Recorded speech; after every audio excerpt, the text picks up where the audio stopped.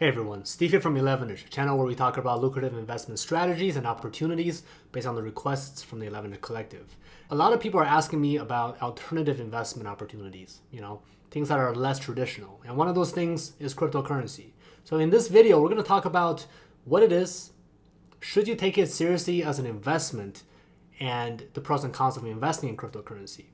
With that in mind, I have John with me to discuss this because ultimately, he has a history of managing hundreds of millions of dollars, and I think that's a really, really good perspective for us for something that's this risky, right? We want a professional perspective as opposed to my BS. So without further ado, hey John, how's it going? Hey Steve, what's up, man? Hey. All right, so let's start from the beginning, right? I'll just give everyone a quick, brief intro of what crypto is so that we're all on the same page. Ultimately, it's a digital asset, right? You can think of it as a currency. You can buy and sell stuff with it as long as the person you're buying and selling with agrees that this is a legitimate currency. A lot of the transactions happen in seconds. That's one of the benefits for cryptocurrency. And the other thing is you're avoiding a lot of the fees, both as a buyer and a seller, which is another positive. And lastly, for the most part anyway, cryptocurrency is relatively anonymous. So you can do a lot of purchases without your buyer or seller knowing who each other is. And also as a third party, let's say law enforcement, it's a lot harder for them to figure out who you are, who made that transaction, which is also why that cryptocurrency has fueled the black market, the gray market, etc., etc. Let's start from what I'm curious about. I've been curious about this for years. Where is the actual money stored? If I'm giving you like one Bitcoin, for example, and you want to cash it out, where are you actually getting that physical USD from? So there's two parts to it, right? One is the actual Bitcoin blockchain itself, which you can think of as a distributed database. And ultimately, that's what the whole thing is. And people talk about Bitcoin wallets and things like that. It's more like a Bitcoin keychain. The wallet doesn't actually hold anything per se. The distributed database is the thing, i.e. the blockchain for Bitcoin or blockchain for Ethereum or whatever, is the thing that actually holds kind of the transaction history. And because it's distributed, all these different computers agree that these are all the historical records of transactions.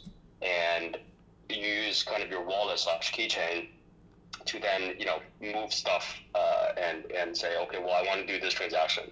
And then all the servers agree that, yes, that is a real transaction and something's moved. The way that, where you actually get the other dollars from, that generally needs to take, that happens on some type of exchange. So whether that's, Coinbase, Kraken, Binance, or OKCoin, or many of the other ones, that's generally where like the actual US dollar comes from. When you sign up for Coinbase, you literally need to send your money over, right? So yep. You type in your ACH data and you do an ACH transfer over to Coinbase. So they're literally holding your US dollars. Right. They're also in this situation also the custodian for your Bitcoins and etc. in terms of the keys. The Bitcoin underlying is still that distributed database that we talked about.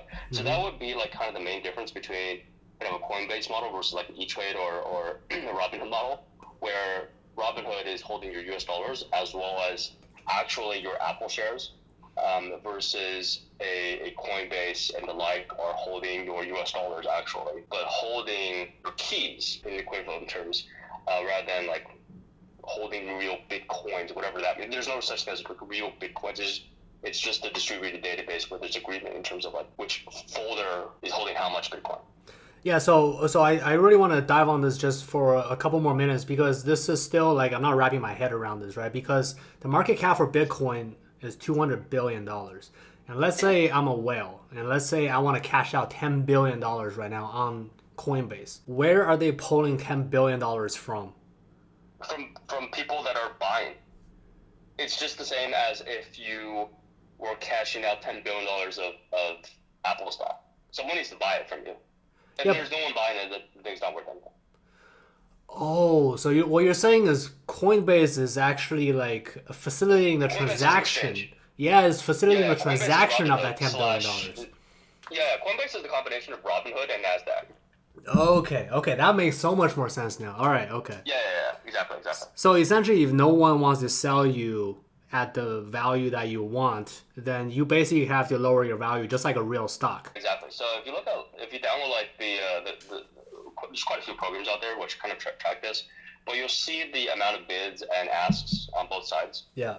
So then you'll see kind of the liquidity and how much pricing power there is at certain different prices, and they actually look different on different exchanges. So it's literally the equivalent of, let's say, we talked about Tencent before on your show. Looking at the Tencent ADR trading in the U.S. versus Tencent trading in Hong Kong, it's going to have different liquidity profiles, even though it's the same underlying thing. Right, so exact same thing on, like, let's say Binance versus Coinbase. You're going to have different liquidity profiles. There's sometimes different prices, and that's where like a lot of these quantitative high frequency trader guys come in and try to arbitrage that. Got it. Yeah, that makes so much. That explanation, I hope it makes sense to you guys, viewers, as well. But that makes creates so much clarity for me because the way that Coinbase has built their user experience, it's a lot more user friendly in that it doesn't look like an exchange, but just a transaction of US dollars to a cryptocurrency. But based on John's definition, it makes so much more sense where the money's coming from and how it actually works. So let's dive into your thoughts in terms of the legitimacy of cryptocurrency. Especially being that more and more of this thing, especially Bitcoin, is now tradable as an ETF, and there's a lot of talks about making other crypto being available as ETFs. What are your thoughts in terms of its legitimacy and as a investment opportunity? So in terms of legitimacy, I think it's super legitimate. It makes so much sense in terms of the value proposition to society. So when I think about like why are capital markets and equity and debt valuable? It's because it's the allocation of capital in an efficient way, and companies / founders / management teams are able to efficiently use that capital to create new businesses, hire people to then run those businesses and accelerate growth, things like that. Mm-hmm. From that standpoint, Bitcoin and Ripple and all these other guys are I think just the beginning kind of Lego blocks of the digital. I'm not even sure what to call it, but the future of this digital world. So when I think about like Bitcoin and all these guys are super volatile. That was, I guess you'd call crypto V1. And then since then, there's actually been a lot of new coins called stable coins, like USDT, which is Tether, and there's a few other ones. But basically, the idea there is to be stabilized versus the US dollar. So they're just basically pegged to $1. And they have a few different mechanisms for that. Like some are just like arbitrage, some are using a basket, some are just the full faith of users. By having a currency that is super stable, i.e. pegged to $1, then you can build digital service on top. There's been a lot of new things coming out of the crypto world recently. So looking at decentralized finance, for instance, that's been incredibly interesting because you have new tokens / companies with smart contracts. And that's like, when people say like smart contracts, like what the hell are we all talking about? Just like ignore all of that, but just think about like, for example, one I was looking at recently is like Uni. Uni is like this unicorn logo coin. It's like, what the hell is this? Well, it's actually a decentralized exchange. And what is a decentralized exchange? It's just like, think about Coinbase, right? That's a real company with real people, and it's funded by Andreessen Horowitz and other people. A decentralized exchanges, there's still like a real founding team, but it's the bid-ask spread and all that stuff is more kind of automated through the coin itself and then the service itself. And what's also super interesting is like then they're building these voting mechanisms within the coin where if you have a certain number of coins, you can cast a vote. But basically, if a certain number of coins, you can propose something to be voted on. So one of the things that really struck my curiosity was Uniswap as a company, a decentralized exchange. Let's say their competitor to them is Coinbase, literally, right? Mm-hmm. Because you can sell your Bitcoin on there, you can buy your Bitcoin on there, whatever. So, and they're taking a small kind of middle, just like Coinbase. But they're decentralized, and they have a small core team. But at the end of the day, there isn't a CEO calling the shots and saying, "Hey, this is the new business we should build." In fact, it's the coin holders that are saying, "Hey, this is the thing we should build, or this is the way that we should allocate capital." So the map there for Uniswap, if I recall correctly, is that there's a small percentage of revenue where it can be voted on in terms of being distributed as dividends to coin holders. And that's really interesting because then it's not just a currency, it also becomes, I don't know if you can call it equity because it's probably still not equity, it's not regulated like equity, but it's equity-like, where it's similar to ownership in a company, in which case, we're literally building an entire new ecosystem on top of this crypto world, whereas 5 years ago it was just coins. Yeah, of all of the moving parts, I think it raises two red flags to me, if I'm fully honest. And one is a lack of regulation. The other one is, we'll talk about the other one in a bit. But in terms of regulation, right, like ultimately, even if you say that everyone agrees that this thing has value, and you can even take it a step further and say people are actually using it, as opposed to my understanding of most crypto is most people are just trading it. No one is actually using it. Like how the hell am I using any of these currencies unless I'm in like Sweden or something like that, right? Like it's so bizarre to me, but it clearly has value because everyone agrees that it has value, right? But this also means that there is, in my opinion, a lack of regulation, so that shit just happens. Even if you make it democratic, you still have a very, very little amount of control over the value of the coin, right? Because if you look at the stock market, if it tanks a certain amount, regulation kicks in and like it stops this whole mass hysteria. But with cryptocurrency, there is none of that. So you can easily get the heat, right? So what are your thoughts about that part? I would say that's probably true for like a lot of random coins out there. I think they call them shit coins, literally. The real value here is the connection to the world. So what I can sort of imagine, assuming like there's a lot more adoption here, is let's say someone in the middle of nowhere in Madagascar, and they have a 5G connection, or even just 2G connection, 3G connection. You have to transfer a few bits of data. And they are some type of service online, or I'm donating to their service or something like that. Okay. Well, right now it's almost impossible for them to get on, let's say, Shopify. Like there's no way for them to like get on Shopify. And then there's going to be, even if they somehow did, then Shopify would take a massive cut. Whoever is in the middle doing that FX transaction between US dollar and I don't know if Madagascar has its own currency, but whatever that is, will take a massive cut for basically doing nothing. And then it will still take a few days to process, if not a few weeks. Whereas, let's just say we instead of volatility Bitcoin, everything was done in USDT, which is called Tether. It is a flat $1, right? It sometimes goes from $1 to $1.001. It's basically flat. Yeah. And all of a sudden, like I can do business with anybody in the world, and it all gets verified virtually instantaneously. Like I've seen transactions take maybe 10 minutes. Yeah. But 10 minutes is a lot better than 3 weeks. Right. And let's say they're buying some type of weather online service from me, or vice versa, or I'm buying some cool thing from them.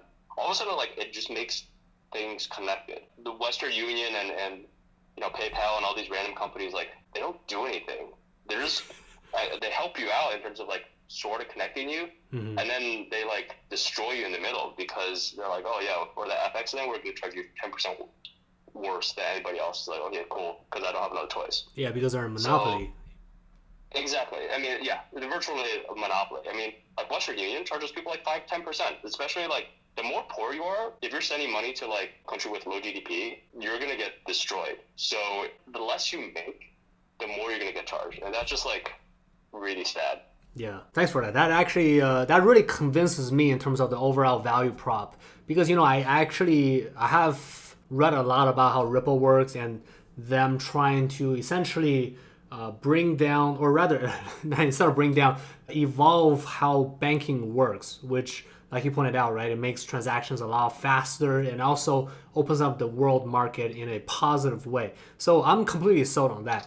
My next question, though, is that it kind of relates to what I said previously, which is that everyone has to agree that this particular currency is worth something, right? When you have like 200,000 different currencies, because it's frankly not that hard to make your own cryptocurrency, That's how like the what's it called, Dogecoin created or some shit like that. The guy just did it as a joke. Dogecoin, yeah. Yeah. You have to create this legitimacy. Makes me curious about I wouldn't say tangential, but like a question relevant to that, which is how big is the moat for the currency that you're using? Because to me, there's a lack of a moat. And so there's a strong business value, but a lack of a moat means that it's very easy for the investment to be wiped out, basically. That's kind of how I'm looking at it. Any thoughts on that? I think there's two parts of it. One is the moat and one is the price. And oftentimes they're correlated, but not always. So, for example, there's some currencies being launched that are like tied to games, and that just makes absolutely no sense to me. But maybe there's something. Not to say that they're absolutely wrong, but it doesn't make sense to me. The point there is like 100%, yeah. Like there's, let's say, a Tamagotchi equivalent game that I recently saw, and they raised a tremendous amount of money. I don't understand it. Like, I think we're in the equivalent of early .com, perhaps, or even maybe 1994, 1995-ish. Yeah. Where, there's a lot of random stuff out there, and, there's going to be some really, really amazing stuff, but there's a lot of random stuff out there. For those, yeah, the moat super matters, and if not enough users use it, it becomes one of those coins that goes down 99%, and, you don't want to hold that thing. Yeah. For something like a USDT, where I really think it's more of a building block, and similarly to like Compound, where Compound is both a service, you can deposit your coins and you can also borrow in coin, and there's real, APYs that are associated with that, so it's almost like a real vendor or lender / bank / etc. Those kind of things, as well as sort of like a USDT, I think are extremely interesting. They are actually building moat, in my opinion. For a coin, and Compound has its own coin. For a coin specifically, like USDT, for example, I don't know if a moat matters, because even if you have if you go from, I don't know, like 10,000 users to 1 million users, the coin is still going to be doing the thing that's doing, which is to be as close as possible rebased to $1. If the coin, like, I can print paper and I say this thing is worth $1, but unless everyone else agrees with me that this thing is actually worth $1, then it doesn't matter, right? So I'm still frankly not sold by your argument. Yeah. So there's that's a good point. So there's a few currencies out. There's a few stable coins out there. And off the top of my head, I don't remember how USDT does it, but there's a few that do things in different ways. One is like it dynamically sells and buys other cryptos. Interesting. Another one is it literally buys US dollar on the back end, like it holds US dollars. Somewhere in some type of fortress somewhere, I would assume. There's another one that holds gold somewhere, which gold is another currency, of course. And then there's another one that's just like, I think just maybe blind faith. So there's different ways to like kind of think about what is actually on the underline. Yeah, that's actually a really interesting point, because I didn't know some of those cryptos did that. Because ultimately, I am much more comfortable if the currency is somehow related to real currency anyway.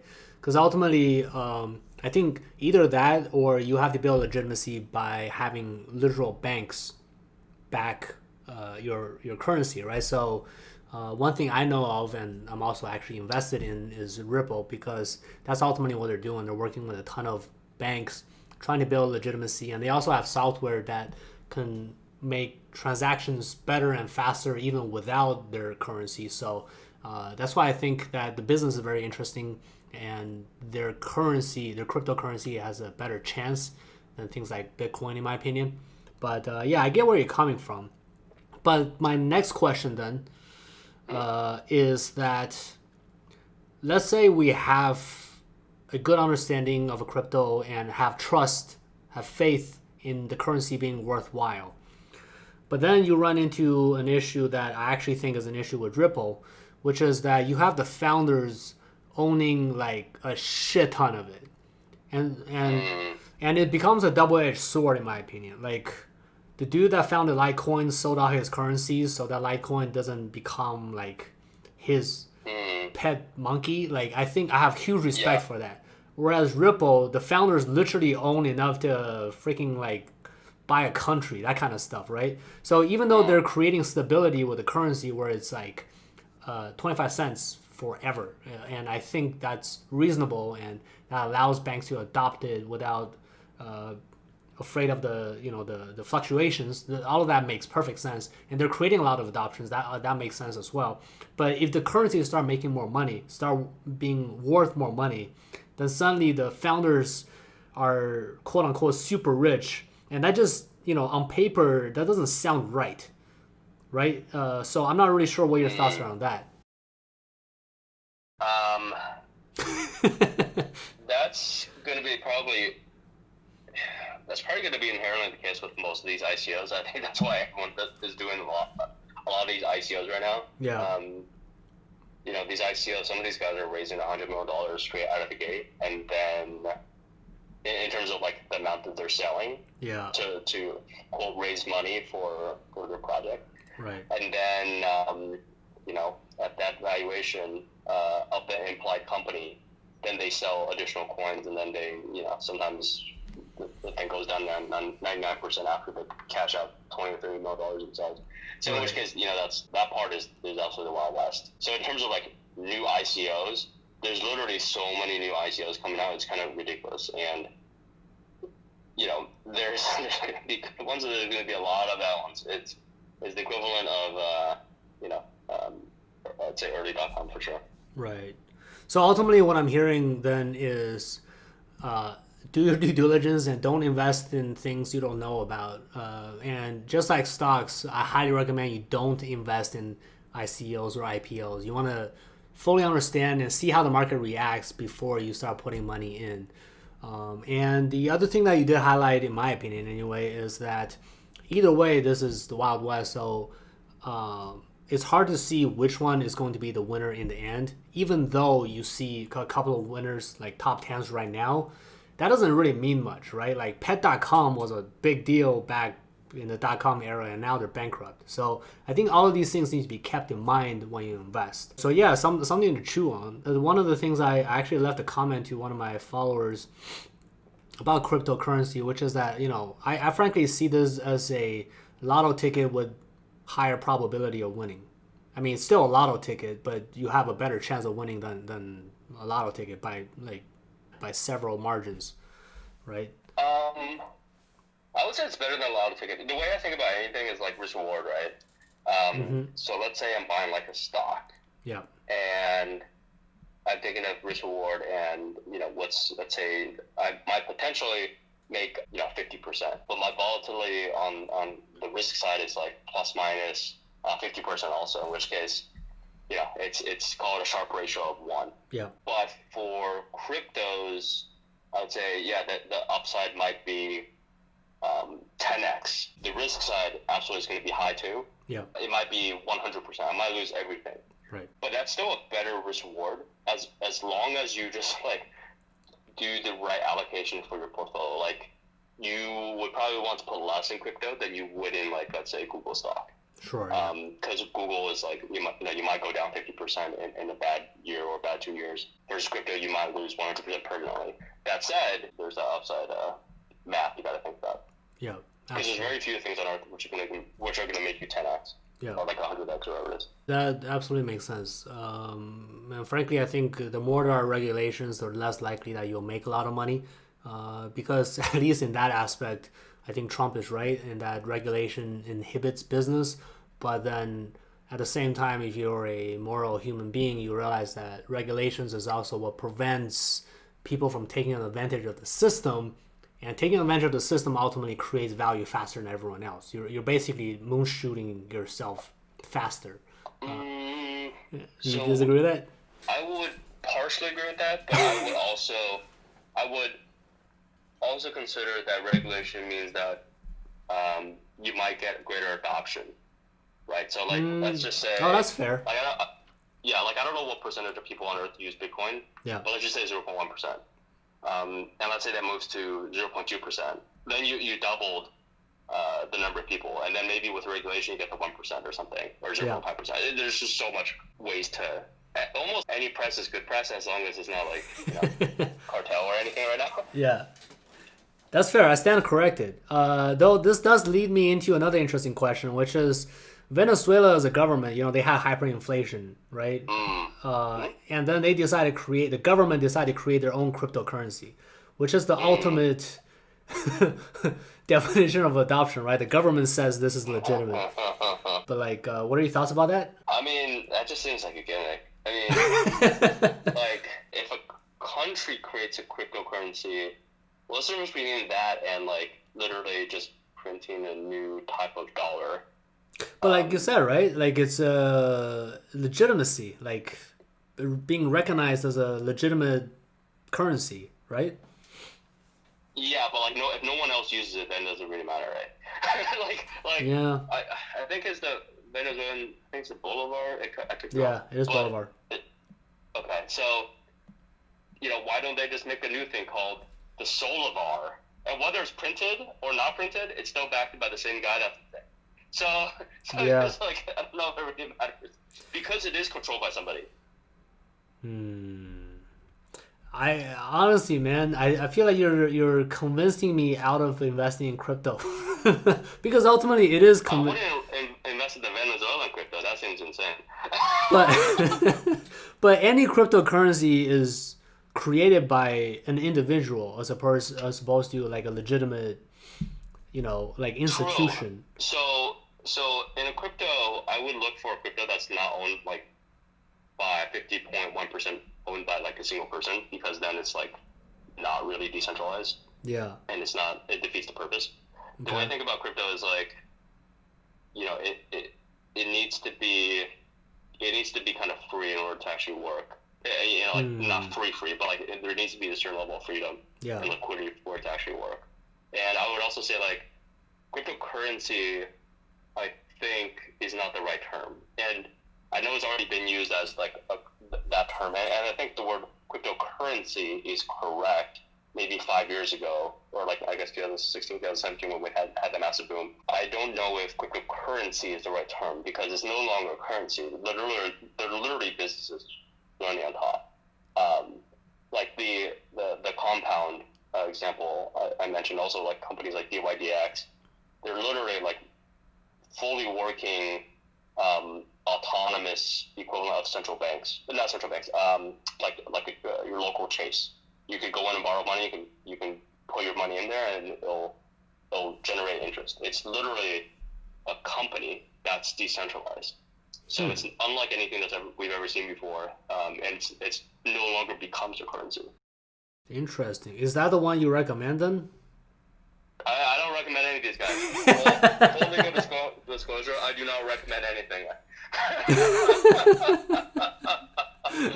All right. Financial advice. Yeah, that's fair. That's fair. Okay, so at least two at least two legitimate takeaways, I think, is that you should aim for a currency that is actually decentralized. And it's actually generating like creating value for somebody, right? Like Bitcoin, a lot of people use it. It's well known, so there's a lot of liquidity, so it's valuable. USDT is stable, and people use that for the stability, so it's valuable. That's fair. DYDX and Compound, there's mechanisms to generate interest and also take loans out, so it generates value to society. Versus if you see a coin there that just like, shitcoin number 5, and it's like this super random thing. It's like, I don't even know how this will make money for myself, much less anyone else. Yeah, you probably want to stick away from that.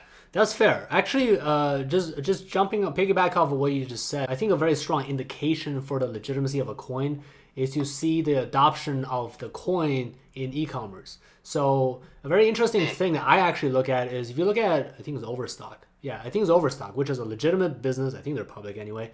And they use cryptocurrency. You can buy shit with cryptocurrency. I won't recommend it because they have like a 25% surcharge on buying with crypto. But nonetheless, you can kind of see what they accept. And that's probably a lot more likely for the currency to be legitimate and lasting longer, outlasting the shitcoins anyway, right? And then the other thing is, like John said, aiming for currencies that's more decentralized so that it's not controlled and owned by a single entity or a person. This way, it's less likely for corruption or regulation to be, adversely affecting your currency.